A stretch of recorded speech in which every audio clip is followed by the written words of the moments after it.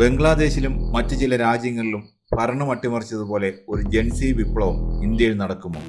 വെറും 5 ദിവസം കൊണ്ട് 1.7 കോടി ഫോളോവേഴ്സ് ഉണ്ടാക്കിയ കോക്രോച്ച് പാർട്ടി തെരുവിലിറങ്ങിയപ്പോൾ നൽകുന്ന പാഠം എന്താണ് സൂചിപ്പിക്കുന്നത്? 1,70,00,000 ഫോളോവേഴ്സ് വെറും 5 ദിവസം കൊണ്ട് ഇന്ത്യയിലെ ഏറ്റവും വലിയ ഭരണകക്ഷിയേക്കാൾ ഇൻസ്റ്റാഗ്രാമിൽ സ്വാധീനമുണ്ടാക്കിയ ഒരു പാർട്ടി. പേര് കോക്രോച്ച് ജനതാ പാർട്ടി, ചുരുക്കത്തിൽ CJP.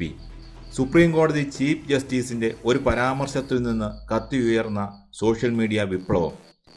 ഇന്ന് വിദ്യാഭ്യാസ മന്ത്രി ധർമ്മേന്ദ്ര പ്രധാന്റെ രാജി ആവശ്യപ്പെട്ട് കോക്രോച്ച് പാർട്ടി ഡൽഹിയിലെ ജന്തർ മന്ദറിൽ പ്രതിഷേധ സമരം സംഘടിപ്പിച്ചിട്ടുണ്ട്. അനുമതിക്കായി പോലീസിനെ സമീപിച്ചതായി CJP സ്ഥാപകൻ അഭിജിത്ത് ദീപ്കെ പറഞ്ഞു. ജന്തർ മന്ദറിൽ നടന്ന ആദ്യ പ്രതിഷേധ യോഗത്തിന് ശേഷം ബംഗളൂരു, ഹൈദരാബാദ്, പൂനെ, ലക്നൗ, അമൃത്സർ എന്നീ നഗരങ്ങളിലും കോക്രോച്ച് പാർട്ടി പ്രതിഷേധ യോഗങ്ങൾ ചേർന്നിരുന്നു. ഇവിടങ്ങളിലെല്ലാം നിരവധി വിദ്യാർത്ഥികളും യുവാക്കളും സമരത്തിൽ പങ്കെടുത്തു. പക്ഷേ ഇങ്ങനെയൊന്നല്ല ആളുകൾ പ്രതീക്ഷിച്ചത്. ഇവിടെയാണ് വലിയൊരു ചോദ്യം ഉയരുന്നത്. ഡിജിറ്റൽ ലോകത്തെ ഈ പാറ്റാ വിപ്ലവം തെരുവിലിറങ്ങിയപ്പോൾ എവിടെ പോയി? സോഷ്യൽ മീഡിയയിൽ ലൈക്കും ഷെയറും അടിച്ച കോടിക്കണക്കിന് യുവാക്കൾ എന്തുകൊണ്ട് ജന്തർ മന്ദിറിലേക്കോ മറ്റു പ്രതിഷേധ യോഗങ്ങളിലേക്കോ ഒഴുകിയെത്തിയില്ല? കോക്രോച്ച് പാർട്ടിക്ക് ഓൺലൈനിൽ കിട്ടിയ കോടിക്കണക്കിന് ഫോളോവേഴ്സ് വെറുമൊരു ആക്ഷേപഹാസ്യത്തോടുള്ള താല്പര്യം മാത്രമായിരുന്നു. ഭരണകൂടത്തോടുള്ള ചെറിയ വിയോജിപ്പുകൾ പ്രകടിപ്പിക്കാൻ ഒരു രസകരമായ വഴിയായിട്ടായിരുന്നു അവർ അതിനെ കണ്ടത്. ബംഗ്ലാദേശിലും മറ്റു പല രാജ്യങ്ങളിലും നമ്മൾ ജെൻസി വിപ്ലവങ്ങൾ കണ്ടതാണ്. യുവാക്കൾ തെരുവിലിറങ്ങി ഭരണം അട്ടിമറിച്ച ചരിത്രം. ഇന്ത്യയിലും സോഷ്യൽ മീഡിയ ട്രെൻഡുകൾ കണ്ടപ്പോൾ പലരും കരുതി ഇതാ അടുത്ത ജെൻസി വിപ്ലവം ഇന്ത്യയിലാണെന്ന്.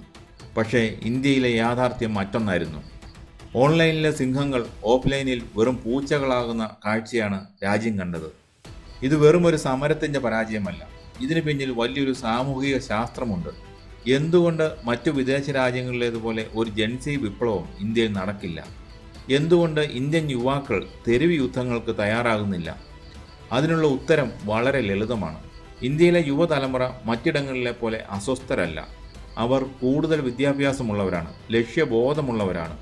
നമുക്ക് ചുറ്റുമുള്ള യുവാക്കളെ ഒന്ന് നോക്കൂ. അവർക്ക് കൃത്യമായ കരിയർ പ്ലാനുകളുണ്ട്. അക്രമത്തിൻ്റെ പാത സ്വീകരിച്ച് കേസുകളിൽപ്പെട്ട് സ്വന്തം ജീവിതവും കരിയറും നശിപ്പിക്കാൻ അവർക്ക് ഒട്ടും താല്പര്യമില്ല. കാരണം അവർക്കറിയാം, ഒരു FIR വീണാൽ തീരുന്നതാണ് തങ്ങളുടെ സ്വപ്നങ്ങളെന്ന്. മറ്റൊരു പ്രധാന കാര്യം, ഇന്ന് കഴിവും കഠിനാധ്വാനം ചെയ്യാനുള്ള മനസ്സുമുള്ള ഏതൊരു ഇന്ത്യൻ യുവാവിനും ഇവിടെ അവസരങ്ങളുണ്ട്. നല്ല ശമ്പളമുള്ള ജോലികൾ ഇവിടെ ലഭിക്കുന്നുണ്ട്.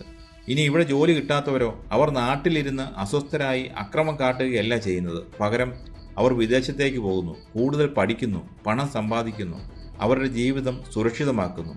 അല്ലാതെ സിസ്റ്റത്തെ തകർക്കാൻ അവർ തുനിയുന്നില്ല. ഇതിനെയെല്ലാം കണക്ട് ചെയ്യുന്ന ഒന്നുണ്ട്, അതാണ് ദേശസ്നേഹം. ഇന്ത്യൻ യുവാക്കൾക്ക് രാജ്യത്തോട് ഒരു വൈകാരിക ബന്ധമുണ്ട്. തങ്ങളുടെ പ്രതിഷേധങ്ങൾ രാജ്യത്തെ നശിപ്പിക്കുന്ന രീതിയിലേക്ക് മാറാൻ അവർ ഒരിക്കലും കൂട്ടുനിൽക്കില്ല. അങ്ങനെ വരുമ്പോൾ യുവാക്കൾക്ക് രാഷ്ട്രീയത്തിൽ വിശ്വാസമില്ലെങ്കിൽ അവർ എന്തു ചെയ്യും? തെരുവിലിറങ്ങി തീ വയ്ക്കുമോ? ഇല്ല. അതിനാണ് അവർ ജനാധിപത്യത്തെ ഉപയോഗിക്കുന്നത്. തങ്ങളുടെ എതിർപ്പുകൾ കൃത്യമായി രേഖപ്പെടുത്തേണ്ടത് എവിടെയാണെന്ന് അവർക്കറിയാം. അതാണ് തെരഞ്ഞെടുപ്പ്. വോട്ടിലൂടെ ഭരണകൂടങ്ങളെ മാറ്റാൻ തങ്ങൾക്ക് കരുത്തുണ്ടെന്ന് കഴിഞ്ഞ ലോക്സഭ, നിയമസഭാ തെരഞ്ഞെടുപ്പുകളിലടക്കം ഇന്ത്യൻ യുവാക്കൾ തെളിയിച്ചതാണ്. ശക്തമായ ജനാധിപത്യ ബോധമാണ് അവരെ നയിക്കുന്നത്. ഒരു കാര്യം ഇന്ത്യൻ യുവാക്കൾക്ക് നന്നായി അറിയാം. ജനാധിപത്യത്തെ അട്ടിമറിച്ചാൽ പകരം വരുന്നത് പുതിയ സൂര്യോദയമല്ല, മറിച്ച് ഏകാധിപത്യമോ അരാജകത്വമോ ആയിരിക്കും. മറ്റ് രാജ്യങ്ങളിൽ വിപ്ലവത്തിന് ശേഷം എന്ത് സംഭവിച്ചുവെന്ന് അവർ സോഷ്യൽ മീഡിയയിലൂടെ തന്നെ കാണുന്നുണ്ട്. അവിടെയൊക്കെ സമ്പദ് വ്യവസ്ഥ തകർന്നു, ജനങ്ങൾ പട്ടിണിയിലായി. അത്തരമൊരു ദുരന്തം സ്വന്തം നാട്ടിലുണ്ടാകാൻ ഇന്ത്യയിലെ യുവാക്കൾ ആഗ്രഹിക്കുന്നില്ല.